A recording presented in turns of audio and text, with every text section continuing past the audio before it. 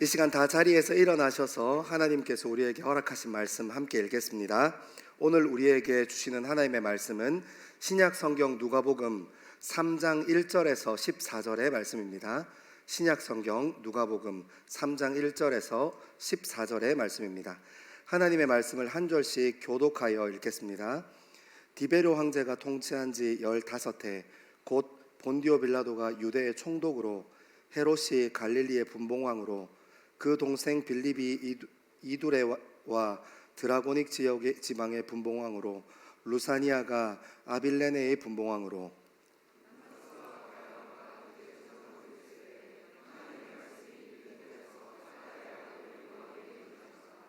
요한이 요단강 부근 각처에 와서 죄 사함을 받게 하는 쇠례 회개를 전파하니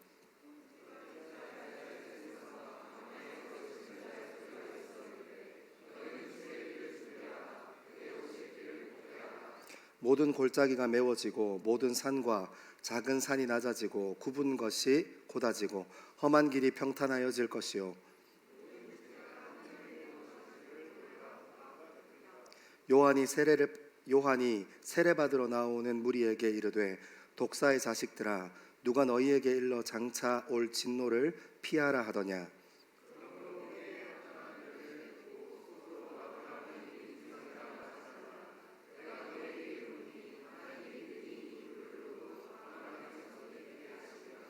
이미 도끼가 나무 뿌리에 놓였으니 좋은 열매 맺지 아니하는 나무마다 찍혀 불에 던져지리라.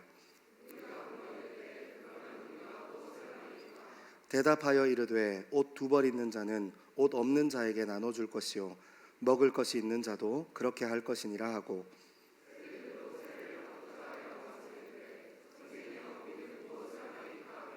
이르되 부과된 것 외에는 거두지 말라 하고 군인도 물어 이르되 우리는 무엇을 하리이까 하매 이르되 사람에게서 강탈하지 말며 거짓말 고백하지 말고 받은 급료를 족한 줄로 알라 하니라. 아멘. 이 말씀은 살아계신 하나님의 말씀입니다. 아멘. 여러분, 제가 목이 이제 옛날 같지 않네요. 예전에는 이렇게 해도 괜찮았는데 이제 어른들 말씀하시는 것처럼 한 해 한 해가 다르다 하는 느낌이 많이 듭니다. 이번 수련회 지나면서 그 생각했어요. 이제 저희가 이제 외식하고 특식했으면 이제 다시 집밥 먹을 시기로 돌아왔는데 외식하고 특식이 너무 셌어요. 그래서 어떻게 해야 하나, 저분은 도대체 나는 어쩌라고 저렇게 세게 하시나 하는 마음을 가지고 있었습니다. 하지만 여러분, 제가 속으로 그런 생각했어요. 나는 왜 저렇게 탁월하지 못할까, 나도 저렇게 더 열심히 해야겠다 하는 마음 있는 한편에 여러분, 제가 탁월하진 못하지만 제 주변에 그런 탁월한 사람들이 너무 많습니다. 그래서 여러분들에게 뭐 리트릿이나 아니면 이런저런 행사 있을 때 꼭 소개하고 그분들 가지고 있는 하나님 나라의 가치와 하나님 나라의 식들 꼭 나누고 싶어요.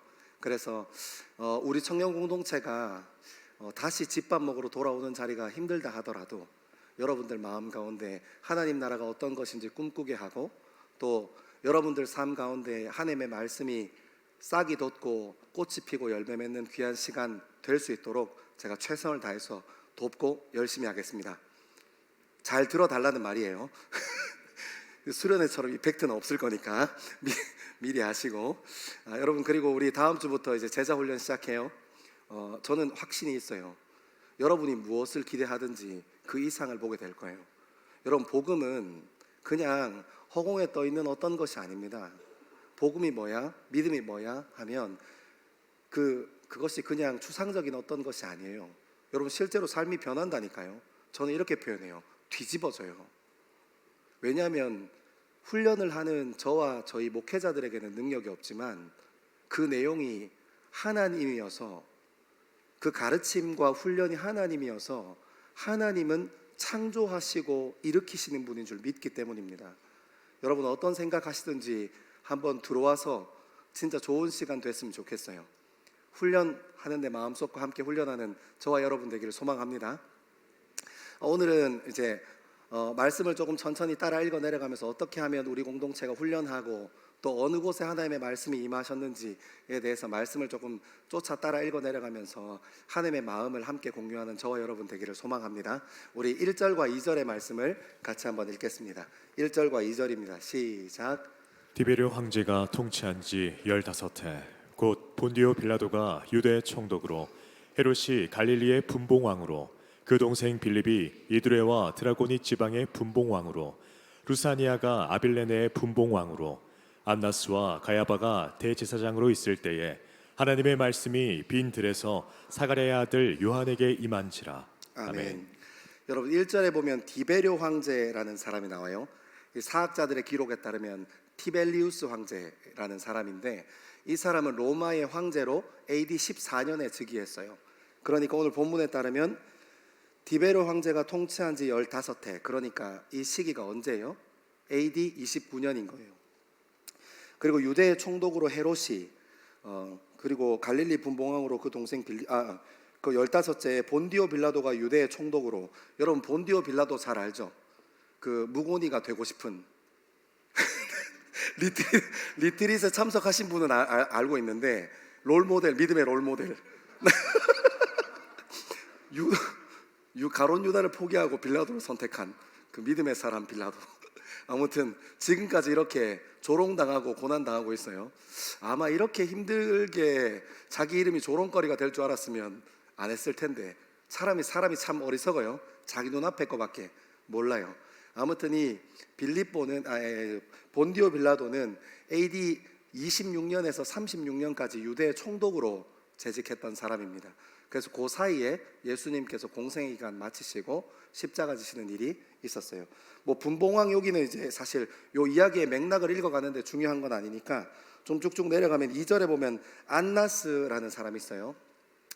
안나스라는 사람이, 안나스와 가야바가 예루살렘의 대제사장이었어요. 그러니까 제사장들 중에 가장 높은 제사장이에요.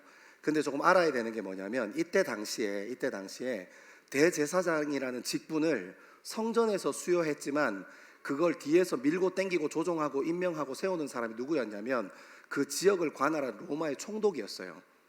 그래서 예수님 시대의 대제사장은 로마 편향적인 정치적인 성향이 굉장히 강했던 사람입니다. 실제로 안나스는 AD 6년에서 15년까지 재직하고 구레네라는 총독에 의해서 16년에 파직당해요. 대제사장에서 살아있는데, 보통 대제사장은 죽어야 이렇게 넘어가는데 안나스는 살아있을 때 AD 16년에 파면당합니다. 왜 파면당했냐면 그 사가들의 역사 기록에 따르면 살인 청부, 청탁, 돈, 정치 문제 이런 것들이 막 복합적으로 엮여서 더러운 일은 다 했더라고요. 예루살렘 이 성전에서 굉장히 큰 스캔들, 대제사장이 가지고 있었던 가장 큰 스캔들의 주인공이 안나스였습니다. 이 안나스라는 사람은 굉장히 영향력 있고 상징적인 사람이었어요. 얼마나 상징적인 사람이었냐면 이 안나스가 대제사장 되고 나서 안나스에게 5 아들과 딸 하나가 있습니다. 이 5 아들은 24반차, 그러니까 일주일을 밤낮으로 나눠서 이렇게 반차, 그러니까 오전에 들어가는 사람, 오후에 들어가는 사람, 예루살렘 성전에서 하나님의 음성을 직접 듣기 위해서 기도하는 사람들이 있어요. 24반차에 의해서 이렇게 나누어져 있는 사람들인데 이 사람 24명 중에, 그러니까 대제사장 중에 24명 안에 자기 아들 5명을 다 집어넣어요. 얼마나 힘 있는 사람이었습니까? 굉장히 강력한 사람이었어요. 24반차 안에 자기 아들 5명을 다 밀어넣어서 성전을 지키는 제사장으로 섬기게 했습니다. 그리고 딸은 누구냐면 뒤에 나오는 안나스와 가야바 할 때 이 가야바의 저거예요. 그 가야바가 누구냐면 안나스의 사위거든요. 그러니까 될성 싶은 애를 불러다가, 대제사장으로 지목받을 만한 애를 불러다가 자기 딸을 줘서 이렇게 결혼시켜서 이렇게 세운 겁니다. 그래서 실제로 안나스는 언제까지 영향력을 미치냐면 본인이 16년에 구레네 총독에 의해서 해임당하고 난 이후에 18년에 가야바가 예루살렘의 대제사장이 됩니다. 그리고 나서 언제까지 이 대제사장 직분을 유지하냐면 본디오 빌라도 임기 말년인 AD 36년까지 이 직함을 유지해요. 그리고 이제 본디오 빌라도가 유대 총독에서 교체되면서 정치적인 문제 때문에 가야바도 살아있는 제사장 중에 퇴임하는 불명예를 하는 제사장이 돼요. 아무튼 이렇게 굉장히 자세하게 역사 기술이 되어 있는데, 여러분 제가 이야기한 거 다 몰라도 돼요. 잊어버려도 돼요. 그래야 제가 다음에 또 써먹을 거 아니야. 그럼 가능하면 빨리 잊어주세요. 나만 알게. 아무튼 이렇게 상세하게 역사 기술을 하게 된 계기와 동기가 뭐냐면, 누가라는 사람이 가지고 있는 개인의 특성 때문이에요. 누가의 직업은 우리가 의사로 알려져 있는데, 여러분 이것도 잘 생각해야 돼요.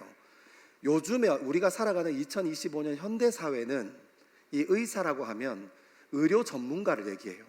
의료 지식에 대한 전문가. 근데 예수님 당시에는 뭐 수학자가 물리학자였고 물리학자가 철학자였고 이렇게 이 학문의 구분이 잘 없는 사람, 그런 시대를 살았잖아요. 그러니까 누가가 의사면 그때 당시에 굉장히 지성인 중에 굉장히 지성인이었다 하고 받아들이는 게 훨씬 더 이렇게 현명하게 받아들이는 거예요. 아무튼 이런 누가의 탁월한 지성적인 능력 때문에 예수님 당시에 그 있었던 일들이 이렇게 쭉 기술됩니다. 그리고 나서 2절 끝에 이렇게 얘기해요. 대제사장으로 누가 쭉 세워져 있는 그 시대에 하나님의 말씀이 빈들에서 사가랴의 아들 요한에게 임한지라. 여러분 사가랴라는 사람도 24반차 안에 드는 예루살렘 성전 제사장이에요. 혈통적으로 세례 요한은 굉장히 탁월한 집안 사람이거든요. 근데 여러분 제가 앞에서 쭉 언급했던 것처럼 이 예루살렘이라는 땅에 있는 수많은 세워져 있는 사람, 유대 지역의 총독, 그리고 그 로마의 황제, 그리고 그 사람 밑에 있었던 예루살렘의 제사장들, 그리고 대제사장, 그리고 그 대제사장의 아들들, 여러분 생각해 보면 완전히 하나님 빼곤 다 있는 거예요. 이해하죠? 정치적으로도 로마 친 성향을 엄청 강하게 가졌고, 그런 사람들의 아들이 5이나 성전 제사장으로 포진해 있고, 자기는 살아있을 때 대제사장을 퇴임하는 불명예를 겪고 나서 그 뒤에 자기 딸을 줘서 자기 사위를 삼아서 다시 정치적으로 대제사장의 위치를 올려놓고 계속 힘을 주어 얘기하고, 자기의 이익과 살인 청부하고 막 돈 문제 있고 스캔들 있고 난리도 아닌 거예요. 여러분 이 시대가, 이 누가가 표현하고자 했던 이 시대가 얼마나 참담하고 어두운지를 알려줘요. 가장 사람들이 기도 응답을 많이 받을 수 있을 것 같은, 그리고 가장 많은 제사가 이루어지고 있는 성전이 개판이라는 거예요. 성전이 하나님이 없다는 거예요. 거기에 더 이상 참된 소망과 참된 진리의 말씀이 부어지지 않는다는 거예요. 여러분 그래서 하나님께서 실패하셨습니까? 하나님께서 돌아서시고 포기하시고 다른 데로 가셨습니까? 그렇지 않습니다. 2절 말미에 하나님이 없는 것 같은, 성전에 더 이상 하나님이 보이지 않는 것 같은 그 상황에 누가는 이렇게 기록합니다. 하나님의 말씀이 빈들에서 사가랴의 아들 요한에게 임한지라. 사랑하는 여러분, 하나님은 결코 실패함이 없습니다. 하나님은 결코 포기하지 않습니다. 많은 사람들이 그곳에 집중합니다. 눈에 보이는 화려한 성전. 여러분 실제로 고고학에 따르면 이 헤롯 대왕이 지었던 헤롯 성전은, 예루살렘의 바벨론 때 한번 무너지고 나서 다시 건축한 헤롯 성전은 실제로 예루살렘 성터의 6분의 1 정도 되는 어마어마한 규모였다고 해요. 사람들은 그것에 마음이 뺏기고 눈이 뺏겨서, 그리고 그곳에 있는 제사장들의 전문성, 그리고 그 사람들이 각을 뜨는 전문성, 그 사람들이 맡고 있는 역할에 대한 전문성을 바라보면서, 와, 여기에 그 사람이 제사 드리는 그 예배에, 그 제사에, 그 사람이 기도하는, 그 제사장이 기도하는 그 기도에 하나님의 응답이 있을 거야. 하나님의 음성이 있을 거야. 하나님의 마음이 있을 거야. 하나님께서 세우신 대제사장에게 그 음성이 있을 거야. 아니요, 그렇지 않다는 겁니다. 하나님의 말씀은 빈들에 있는 요한에게 임했어요. 사랑하는 여러분, 이것이 우리 삶 가운데 살아 숨쉬는데 저는 너무너무 절박하더라고요. 여러분 우리 인생에 문제가 있을 수 있습니다. 우리 인생에 어려움이 있을 수 있어요. 그럼 여러분 눈에는 뭐가 커 보이십니까? 그 문제를 해결해 줄 수 있는 사람이 커 보이지 않습니까? 우리 젊음에 어떤 문제가 생기고 어려움이 생기면 그 어려움을 해결할 수 있는 돈이 더 커 보이지 않습니까?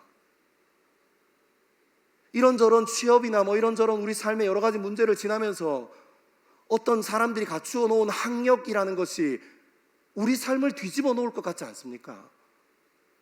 주식이라는 것이 여러분 귀에 크게 울리지 않습니까?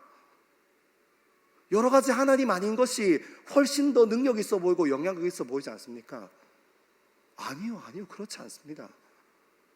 하나님의 말씀은 화려해 보이지 않고 거기에 사람도 없어 보이고 생명조차 살 수 없어 보이는 그 빈 들에 있는 사가랴의 아들이었던 요한에게 임했습니다. 여러분, 하나님의 말씀은 요한에게 임합니다. 그 광야에서 하나님의 말씀이 쏟아지는 겁니다. 사랑하는 여러분, 이 시대를 한번 보십시오. 교회가 수도 없이 지어져 있고 말씀 전한다는 사람이 수도 없이 많고 인기 있는 목사가 유튜브에 천지빛가리로 열리고 예배가 일주일에도 화요일은 화요 모임, 수요일은 수요 예배, 목요일은 목요 모임, 금요일은 금요 철야, 매일 새벽에 새벽 기도, 주일에는 주일 예배. 예배의 홍수입니다, 홍수. 근데 여러분, 예배의 홍수를 살아가고 말씀의 홍수를 살아가는 지금 이 시간, 누구보다 어떤 시대보다 말씀에 갈급한 시대를 살아가요.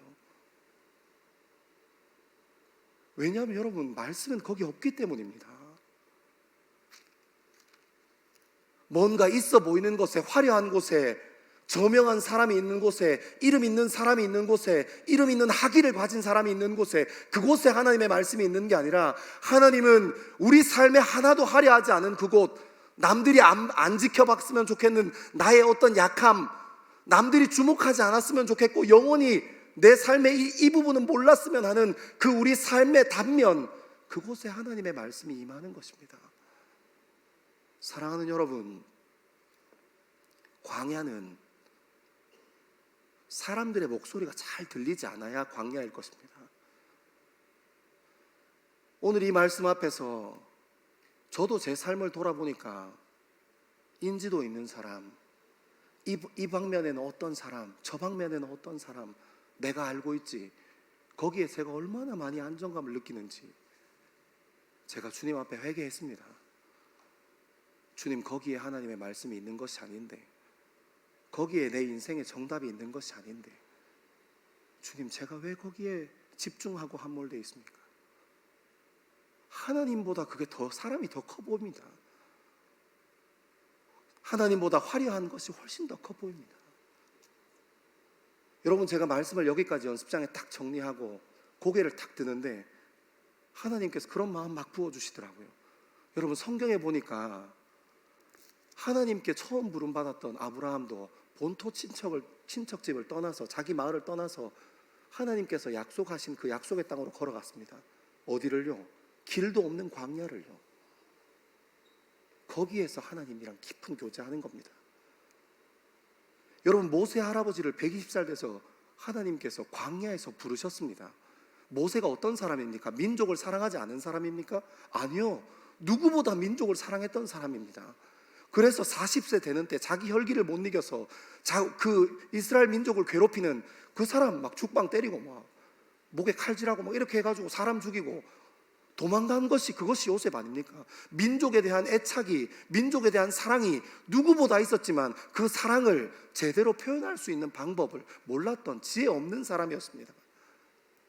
근데 그에게 다시 한번 그 어설픈 민족 사랑하는 마음을 다시 중심 세워주시고 지혜와 능력이 되어주시고 중심이 되어주신 분이 어디에서 말씀하셨습니까?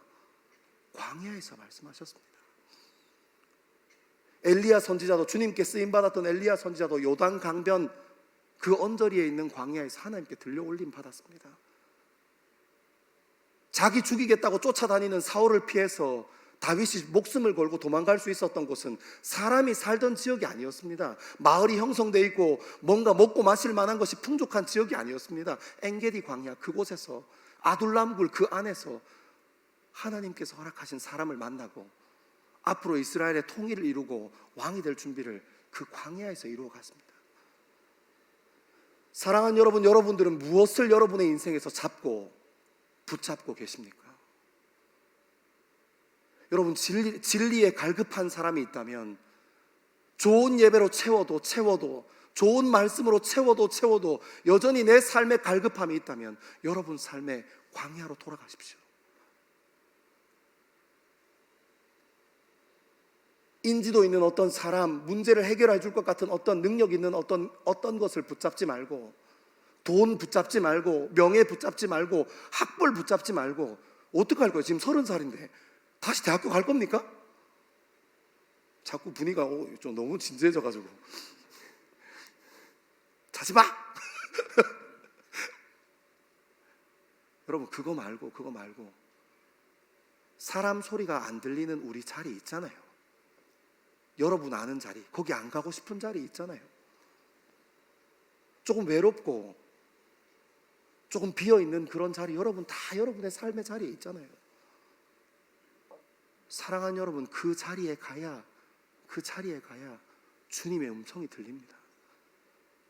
여러분의 삶의 자리에 있는 광야에 찾아가야 비로소 하나님께서 여러분에게 말씀하시기 시작할 겁니다. 사람이 있는 곳 아니요, 화려한 곳이 있는 곳 아니요, 좋은 제사장이 있어서 각을 뜨는 신기술로 예배드리는 그 제사 아니요, 눈에 보이는 것 아니라 하나님의 말씀은 하나님과의 관계에서 부어지는 거기 때문입니다. 여러분, 돌아가십시오. 여러분의 광야로. 여러분의 인생이 갈급하고 여러분의 인생이 메말라 있다면 다시 그 자리를 회복하십시오. 그 자리에서 반드시 주님께서 여러분의 마음 만져주시고 다시 일으켜 주실 겁니다. 왜냐하면 하나님이 여러분을 포기 안 하거든. 그분이 미련해서 포기 안 하거든. 그 광야의 자리를 회복하는 저와 여러분 되기를 소망합니다. 우리 말씀 좀 더 읽어볼까요? 3절에서 6절입니다. 3절에서 6절입니다. 시작. 요한이 요단강 부근 각처에 와서 죄 사함을 받게 하는 회개의 세례를 전파하니 선지자 이사야의 책에 쓴 바 광야에서 외치는 자의 소리가 있어 이르되 너희는 주의 길을 준비하라. 그의 오실 길을 곧게 하라. 모든 골짜기가 메워지고 모든 산과 작은 산이 낮아지고 굽은 것이 곧아지고 험한 길이 평탄하여질 것이요 모든 육체가 하나님의 구원하심을 보리라 함과 같으니라. 아멘. 여러분, 그 광야, 예배 홍수를 살던 예루살렘에도 없었던 그 광야에 하나님의 말씀이 임하기 시작하는데, 그 하나님의 말씀이 너무 단순하고 명료합니다. 무엇입니까? 죄 사함을 받게 하는 회개의 세례를 전파하니 돌이켜라는 겁니다. 여러분, 이 말씀이 너무너무 중요합니다. 왜냐하면 하나님은 단 한 번도 하나님께서 쓰신 사람들을 통해서 다른 얘기를 하신 적이 없기 때문입니다. 여러분, 수많은 구약에 나오는 수많은 선지자들의 메시지를 들어보십시오. 다른 얘기 안 했습니다. 돌이켜라, 여호와께로 돌아가라, 여호와께로 돌아가자, 아니면 그 가운데 진노함이 있을 거야. 여러분, 오늘 세례 요한도 이렇게 얘기합니다. 죄 사함을 받게 하는 회개의 세례를 전파하니, 그러니까 돌이켜라, 거기 있는 것으로부터 돌아서라, 돌이키라 얘기하는 겁니다. 예수님께서는 뭐라 얘기하셨습니까? 하나님 나라가 임박했어, 돌이켜라. 여러분, 이 메시지에 여러분이 좋아하는, 우리가 좋아하는 건 없어요. 오늘의 운세 같은 거요. 하나님 말씀 붙잡고 기도하면 옛날에 구약의 선지자부터 지금 세례 요한까지, 예수님 이후에 지금 오늘 2025년의 일까지 주님 붙잡으면 주님은 이렇게 얘기합니다. 돌이켜라, 돌이켜라. 네 인생의 주인이 네가 아니다. 네 인생의 주인이 나여야 한다. 우리 인생의 주인이 나여야 한다 하고 하나님 기다리십니다. 한결같은 메시지 주십니다. 근데 우리는 뭘 바랍니까? 오늘의 운세가 어떤가? 오늘의 귀인은 누군가? 눈이 크고 코가 오똑한 사람. 요즘 하도 성경을 많이 해서 다 눈이 크고 코가 오똑해요. 아주 난리도 아닙니다. 재물은 어느 방향에서 오는가? 여러분, 재물은 여러분 카드 안에 있어요. 어디 동쪽에서 오지 않습니다. 동쪽으로 온다 한들 여러분이 도착하기 전에 먼저 가는 사람 많아요. 우리는 그런 데 관심이 많아요. 어떻게 생긴 귀인을 만나면 내 인생이 잘 풀릴까? 어느 방향으로 가서 재물을 만나면 내 인생이 잘 풀릴까? 아니요. 이렇게 얘기하신 하나님 말씀 앞에서 정신 차리고 바로 알아야죠. 우리 인생을 변화시키는 문제는 오늘 어느 방향에서 재물이 있는가, 어느 방향에서 물질이 있는가, 어느 방향에서 귀인을 만나는가, 어떻게 생긴 귀인을 만날 수 있는가가 아니라 하나님이 우리와 함께 하시는가 안 하시는가에 모든 것이 걸려있다는 사실을 알게 되기를 소망합니다. 여러분, 오늘 지금 이 시간 내가 하나님과 동행하고 있는가? 오늘 이번 주간이 주님 앞에 붙들려 있는가? 지금 이 시간 내가 주님 앞에 돌이키고 있는가? 그 주님의 말씀이 쏟아지는 그곳으로 눈에 보이는 것 쫓아가지 않고 그 자리에 다시 머물려고 하는가 하는 그 마음이요. 사랑하는 여러분, 여러분의 인생은 여러분이 어떤 대학교 나왔느냐 때문에 여러분의 인생이 갈바름 나지 않습니다. 여러분의 외모가 어떻게 생겼냐 때문에 판가름 나지 않습니다. 여러분, 저를 보십시오. 잘 삽니다. 너무너무 행복하게 여러분, 저는 결혼도 했어요. 아멘, 좋아요. 그래도 세원 형제는 저보다 조금 못생긴 걸로. 왜냐하면 내가 일찍 결혼했으니까. 여러분 외모 때문에 여러분의 인생이 바뀌는 거 아닙니다. 여러분이 수십만 원, 수백만 원짜리 옷 걸친다고 여러분의 인생이 바뀌는 거 아닙니다. 여러분, 저는 정장 20만 원짜리 이상 잘 안 사려고 해요. 요즘 물가 너무 많이 올라서 20만 원 언저리에 있는 거 사려고 하는데, 여러분 생각해 보십시오. 목회자가 이게 작업복인데 이거 입고 짐도 들고 사람도 만나고 예배도 드리고 작업복인데 이거 몇백만 원짜리 입어서 뭐하게? 그래도 그런 거 사주는 사람 있으면 좋겠다. 내 돈 아니니까.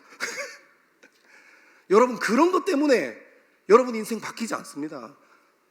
여러분이 얼마나 큰 회사에 다니고 있는가, 여러분이 얼마나 인지도 있는 직장에서 직업을 가지고 있는가, 그런 것 때문에 여러분의 인생이 흔들리고 뒤틀리는 게 아니라는 겁니다. 여러분, 구약의 선지자들 때부터 세례 요한까지 한결같이 얘기하시는 것은 너 지금 주님과 동행하고 있어? 너 지금 하나님과 관계에 있어? 너 지금 하나님과 상관이 있는 사람이야? 하고 묻는 겁니다. 여러분, 인생의 비밀이 여기 달려있기 때문입니다. 천국이 어디냐고요? 하나님 나라가 어디냐고요? 돌이키면 거기 있습니다. 돌아서면 거기 있습니다.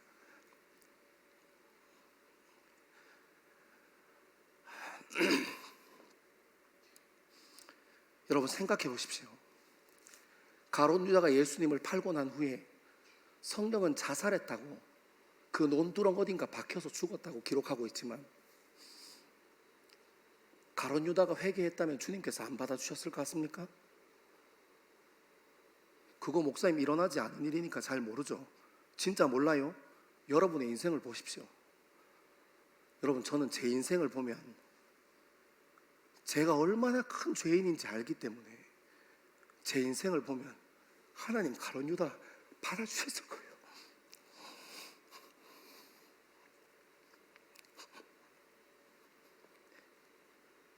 내가 내 인생의 주인이 아니어야, 내가 어떤 사람인지 바로 알아야 내 삶을 붙잡고 계신 하나님이 얼마나 대단하신 분인지 알게 됩니다. 진짜 내 꼬라지가 어떤지 똑바로 알아야, 고급스러운 단어로 자기 객관화를 하죠. 자기 객관화가 똑바로 돼야, 그래야 나 같은 사람의 인생을 포기하지 않으시고 붙잡고 계시는 하나님이 얼마나 대단하신 분인지 알게 됩니다. 사랑하는 여러분, 여러분이 누군가 여러분에게, 아니 오늘 하나님의 말씀 여러분에게, 우리에게 질문합니다. 너 하나님이랑 관계 있냐? 너 하나님이랑 상관 있냐? 그때 아멘 하고 돌이키는 저와 여러분 되기를 소망합니다. 4절 말씀 조금 더 보고 싶은데요. 4절 말씀 한번 띄워줄래요? 같이 한번 읽겠습니다. 시작. 선지자 이사야의 책에 쓴 바 광야에서 외치는 자의 소리가 있어 이르되 너희는 주의 길을 준비하라. 그의 오실 길을 곧게 하라. 아멘. 아멘. 제가 사실 말씀 묵상하다 좀 짜증났어요. 왜냐하면 얘기가 이래요. 선지자 이사야의 책에 쓴 바 광야에서 외치는 자의 소리가 있어 이르되 너희는 주의 길을 예비하라. 주님 또 왜 이러시나. 예비한 길을 내가 걸어가야 되는데, 그잖아요. 돌이켰으니까. 주님 돌이키라고 그렇게 구약의 선지자 때부터 얘기했는데, 돌이켰는데 그럼 우리가 레드카펫 밟고 가야지. 근데 하나님께서 구원받은 사람들이 하는 일이 뭐라는 거예요? 주의 길을 예비하는 거예요.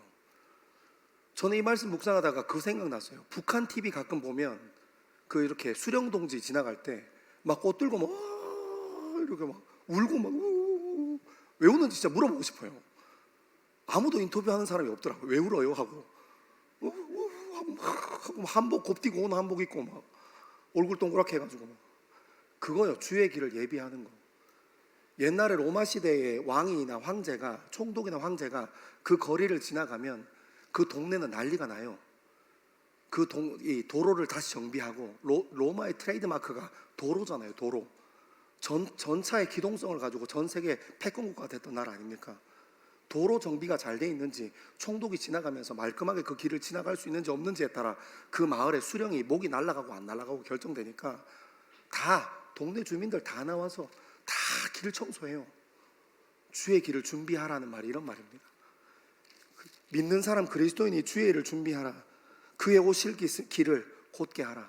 그러니까 로마 시대에 있었던 그 총독이나 로마 황제가 임했을 때 나타났던 현상을 예수님께서 왕이 오실 거니까 길 닦아라, 준비해라. 여러분, 믿는 사람, 구원받은 사람이 준비하는 사람 되는 거예요. 레드카펫 막 들고 가면서 쫙 깔아주고 와 하는 사람이요. 하늘의 미랄이 되는 겁니다. 어떤 미랄요?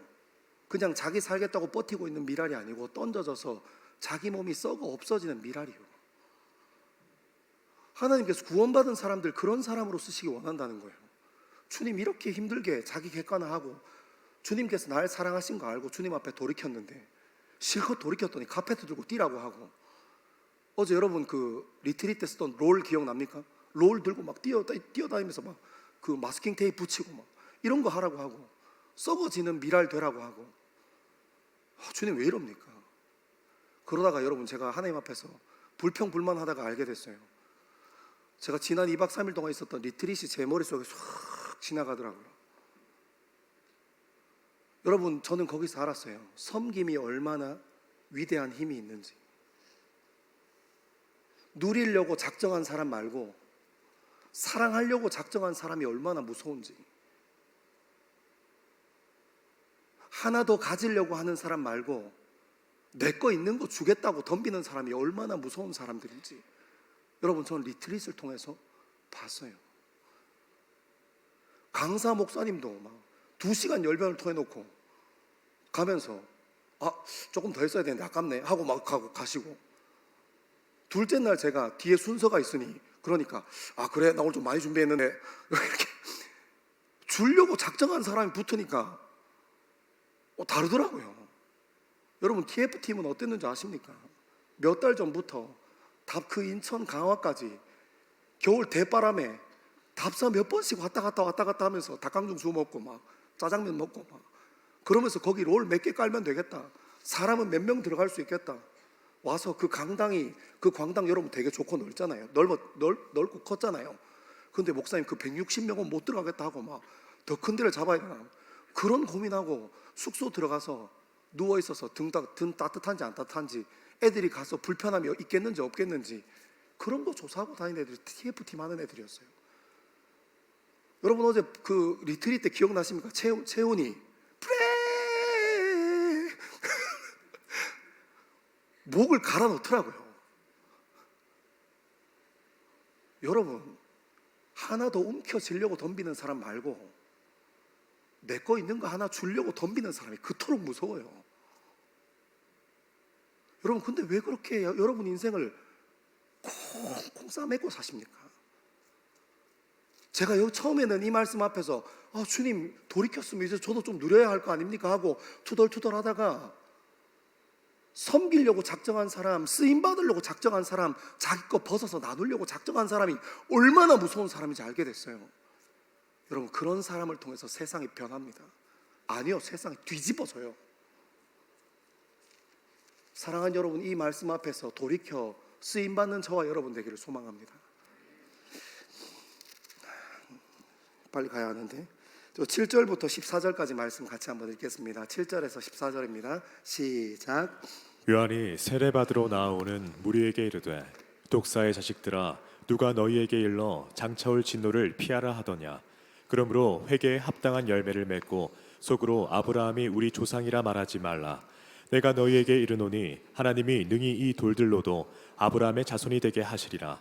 이미 도끼가 나무 뿌리에 놓였으니 좋은 열매 맺지 아니하는 나무마다 찍혀 불에 던져지리라. 무리가 물어 이르되 그러면 우리가 무엇을 하리이까? 대답하여 이르되 옷 두 벌 있는 자는 옷 없는 자에게 나눠줄 것이요 먹을 것이 있는 자도 그렇게 할 것이니라 하고 세리들도 세례를 받고자 하여 와서 이르되 선생이여 우리는 무엇을 하리이까 하매 이르되 부과된 것 외에는 거두지 말라 하고 군인들도 물어 이르되 우리는 무엇을 하리이까 하매 이르되 사람에게서 강탈하지 말며 거짓으로 고발하지 말고 받는 급료를 족한 줄로 알라 하니라. 아멘. 아멘. 여러분 여기 보시면 이제 좀 나눠서 봐야 되는데 7절부터 9절까지 보면 요한이 세례받으러 나오는 무리에게 이르되 독사의 자식들아 얘기해요. 이게 약간 누가복음의 전개는 조금 뜬금없는데 그래서 말씀을 한 군데 좀 앞에 가서 찾아봐야 돼요. 마태복음 3장 7절 제가 여기 부탁드렸거든요. 같이 한번 읽겠습니다. 시작. 요한이 많은 바리새인들과 사두개인들이 세례 베푸는 대로 오는 것을 보고 이르되 독사의 자식들아 누가 너희를 가르쳐 임박한 진노를 피하라 하더냐. 아멘. 아멘. 여러분 여기에 바리새인들과 사두개인이 왔나 봐요. 여러분 이스라엘 사람들 중에 사두개인과 바리새인은 가장 높은 기독교 특권층이었어요.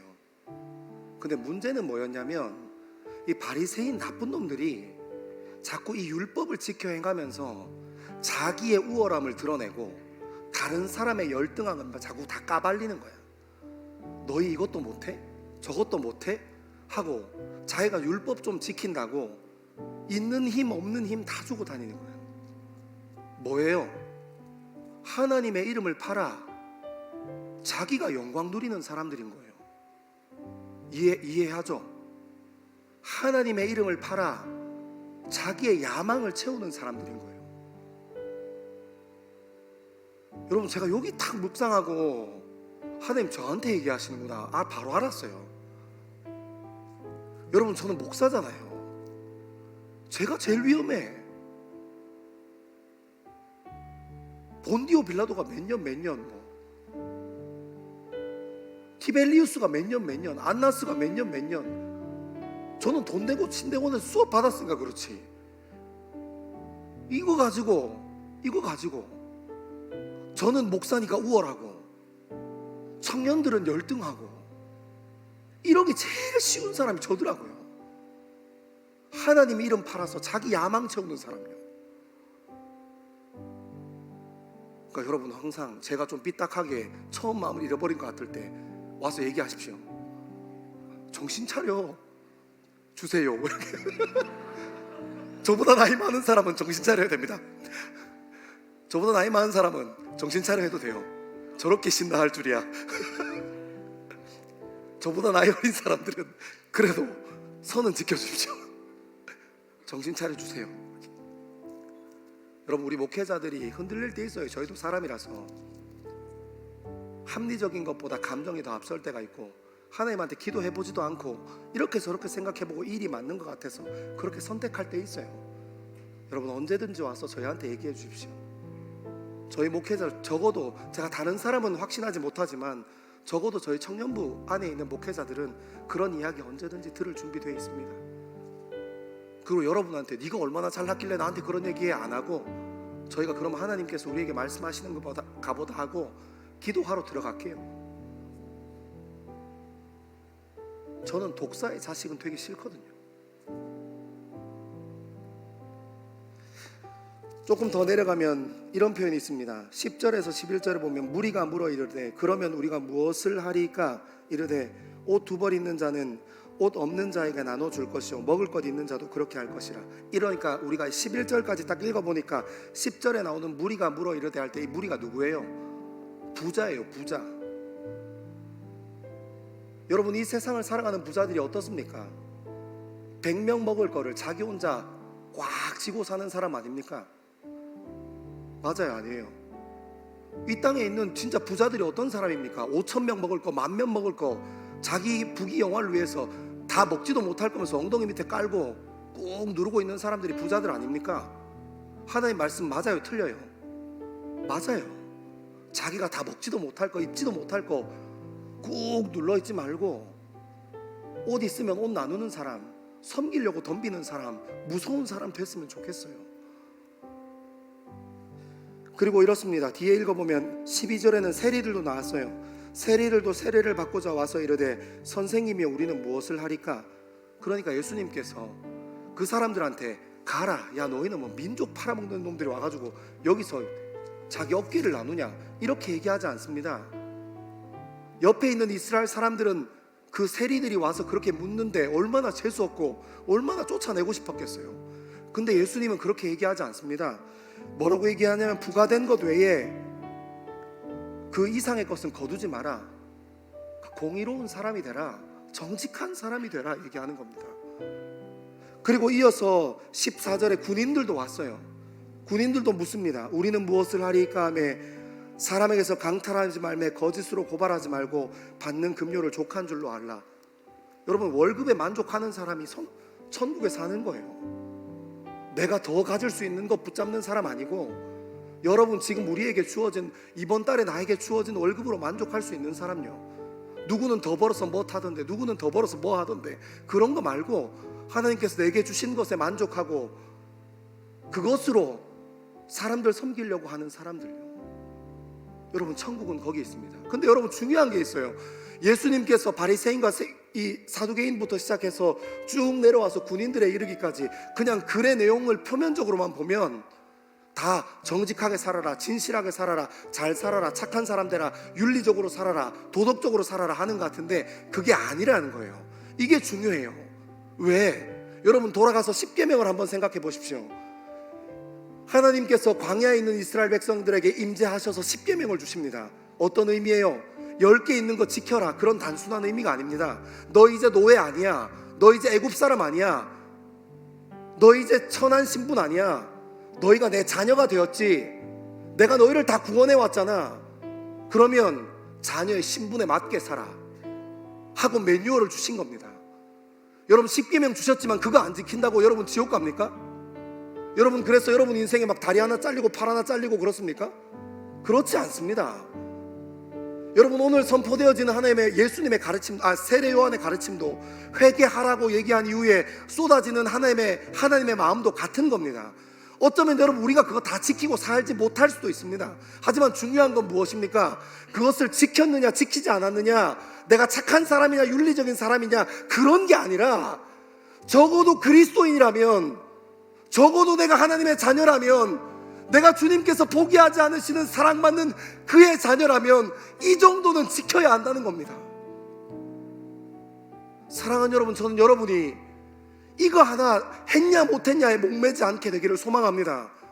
그리고 나아가서 세례 요한이 하나님의 나라를 선포했을 때처럼 그리스도인들이 되는 것은 이런 사람이 되는 거야 하고 근사한 말씀 우리에게 부어주실 때 저와 여러분도 아멘하고 그리스도인으로, 하나님의 백성으로, 하나님의 자녀로 살아가는 길에 동참하는 저와 여러분 되기를 소망합니다.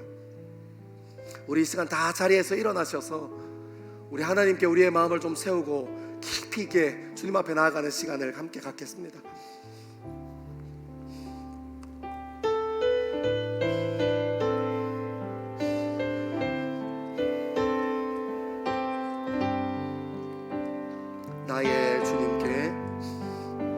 나의 주님께 찬양드리며 그 크신 사랑 주님께 감사해. 어둠 속에 찾아오셔서 주님의 영광 보게 하시네. 의심하는 나를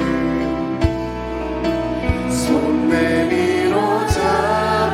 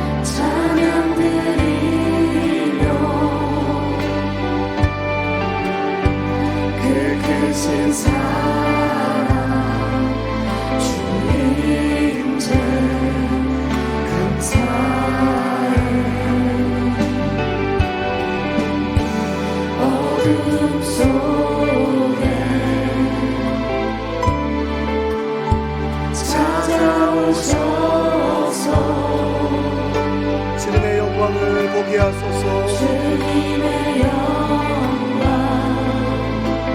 보게 하소서. 의심하는 나를 손 내밀어 잡아주시네. 두려움만 내려놓고 주 바라봅니다. 주님을 보게 하소서. 주님을 보게 하소서. 나를 붙드소서. 내 뜻과 내 생각 내려놓고 주님 앞에 주님 앞에 엎드려 주의 음성 기다리니 나를 부르실 때 믿음으로 다시 한 번 더 주님을 보게 하소서. 할렐루야. 주님을 보게 하소서. 나를 붙드소서. 내 뜻과 내 생각 내려놓고 주님 앞에 나 엎드려 주의 음성 기다리니 나를 부르실 때 우리 한 번 더 우리 믿음으로 선포합니다. 주님 바라보는 것이 소망입니다. 주님을 보게 하소서.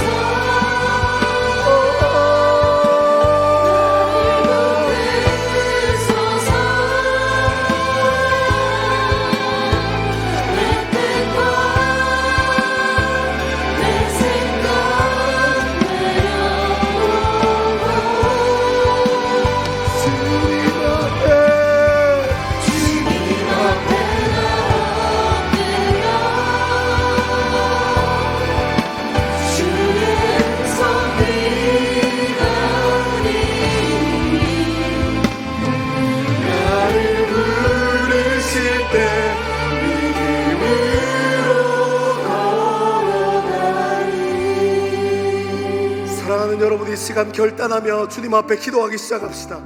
하나님, 당신이 나의 중심입니다. 하나님, 당신이 나의 주인이십니다. 우리가 주님 앞에 말씀 앞에 돌이키겠습니다.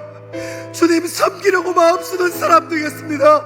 아버지 하나님, 주의 백성으로 주의 자녀로 살아가는 일에 주님, 우리가 주님 앞에 쓰임받는 사람으로 살아갈 수 있게 주님, 우리 삶에 좌정하셔서 왕으로 임하여 주시옵소서. 우리 그렇게 주의 이름 3번 크게 외치고 함께 기도합니다. 주여, 주여, 주여.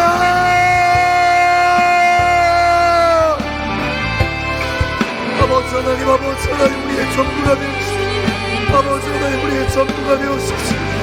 하나님, 우리가 하는 것으로 만족하지 아니하니 아버지 하나님, 아버지 하나님, 우리의 전부가 되어주옵소서. 주님,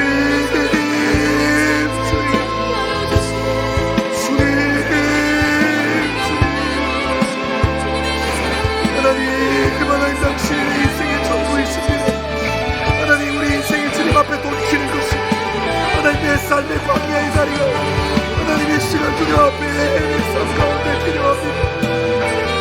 주여, 주여, 우리의 삶을 붙잡아 주옵소서. 아버지 하나님, 아버지 하나님, 우리의 삶을 붙잡아 주옵소서. 아버지 하나님, 아버지 하나님, 우리의 삶을 붙잡아 주옵소서. 아버지 하나님, 아버지 하나님, 우리의 중심이 되어 주옵소서.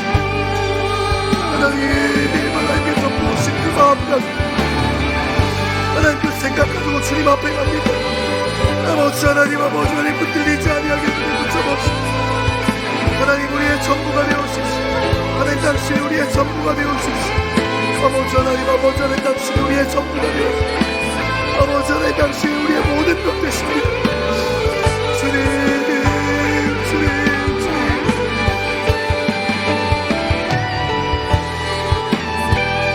아버지 하나님, 주의 음성을 간절히 기다립니다. 주님, 주의 마음을 간절히 기다립니다. 주님께서 부르실 때 하나님, 믿음으로 올라갈 수 있는 우리의 세계를 인도하여 주옵소서. 아버지 하나님, 우리의 삶을 붙잡아 주옵소서. 주님 인도하여 주옵소서. 아버지 하나님, 아버지 하나님, 하나님과 거하시는 광야로 주의 말씀이 있는 광야로 주님 앞에 나가기를 소망합니다. 아버지 하나님, 아버지 하나님, 우리의 삶의 중심이 되어주십시오. 하나님, 하나님, 우리의 중심이 되어주십시오. 하나님, 주의 말씀이 임하는 그 자리에 우리의 삶이 있고, 하나님, 우리가 낮은 마음과 낮은 자세로 주님 앞에 나아가오니 왕이신 하나님, 우리의 삶을 붙잡아 주십시오. 주님, 주님, 우리의 삶이 주님 앞에 붙잡아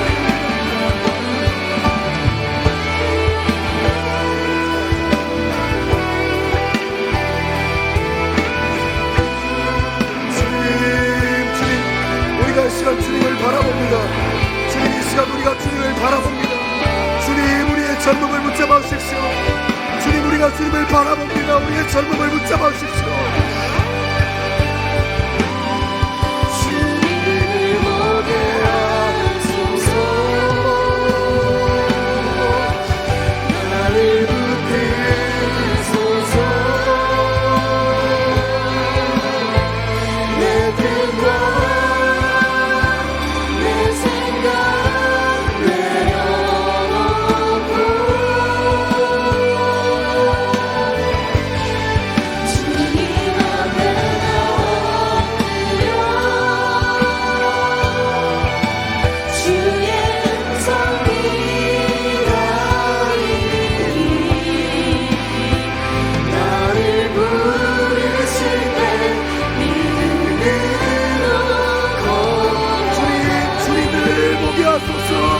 주님을 보게 하소서. 주님을 보게 하소서.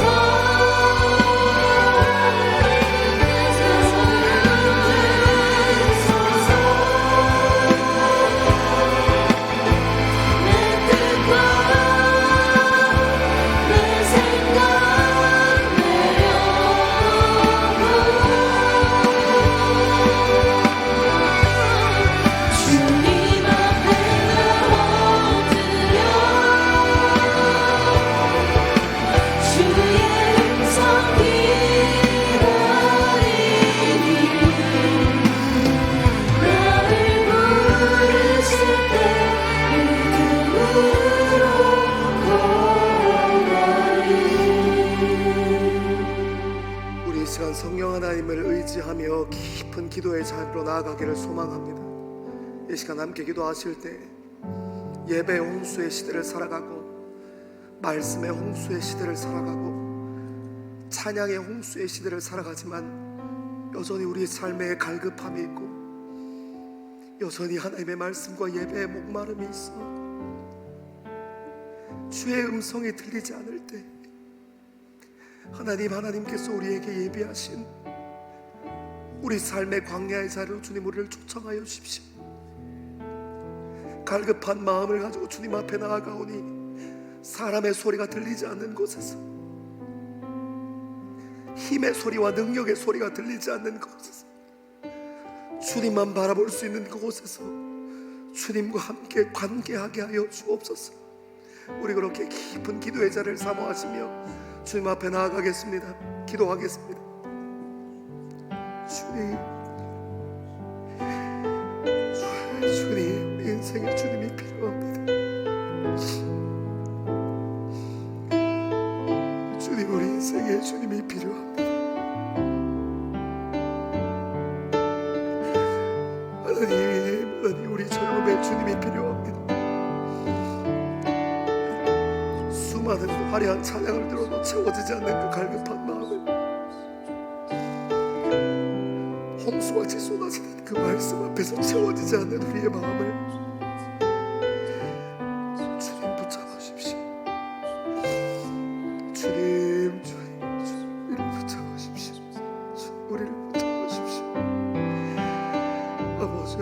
아버지 하나님 우리를 붙잡으십시오.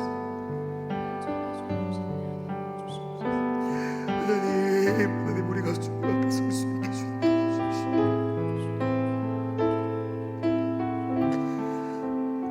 아버지 하나님 우리 인생의 주인 되어주십시오. 아버지 하나님 우리의 삶이 주님 앞에 바르게 설 수 있게 주님 도와주십시오.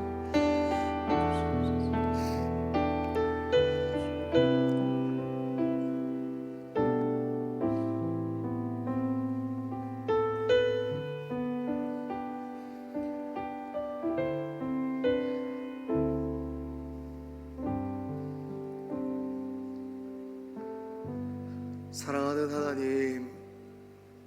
하나님 우리가 세상 사람들과 같이 화려한 곳에 힘 있어 보이는 곳에 우리의 젊음의 중심을 세우지 않고 하나님 말씀이 임하시는 그 광야의 자리에서 우리의 중심을 세우기 소망합니다.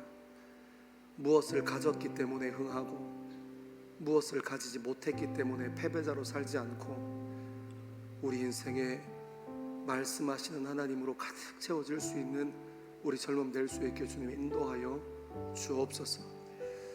하나님 늘 한결같이 하나님의 사람들 통하여 우리에게 돌이키라 말씀하십니다. 하나님 우리가 우리의 중심을 내려놓고 주님 앞에 돌이키게 되기를 소망합니다. 우리 인생의 문제가 그 돌이킴의 문제 앞에 서 있음을 다시 한번 직면할 수 있게 주님 인도하여 주옵소서. 이 세상의 것으로 채워지지 않는 공허함, 이 세상의 것으로 만족되지 않는 우리의 마음을 성령 하나님 붙잡으시고 임하셔서 주의 사랑으로 채워 주옵소서. 더 나아가 주님 앞에 쓰임받는 우리 젊음 되게 하시고 작은 예수로 우리의 삶의 자리에서 견뎌내고 살아갈 수 있는 새 힘을 더하여 주옵소서. 감사합니다. 이 모든 말씀을 사랑하는 예수님 이름으로 기도합니다. 아멘. 주의 말씀과 주의 나라 위에 우리의 젊음을 세우기로 결단하는 이 자리에 모인 그리스도인들 위해, 그리고 예배를 사모하여 함께 예배의 자리를 지키는 하나님의 백성들 위해 하나님께서 선포하신 복을 선언합니다.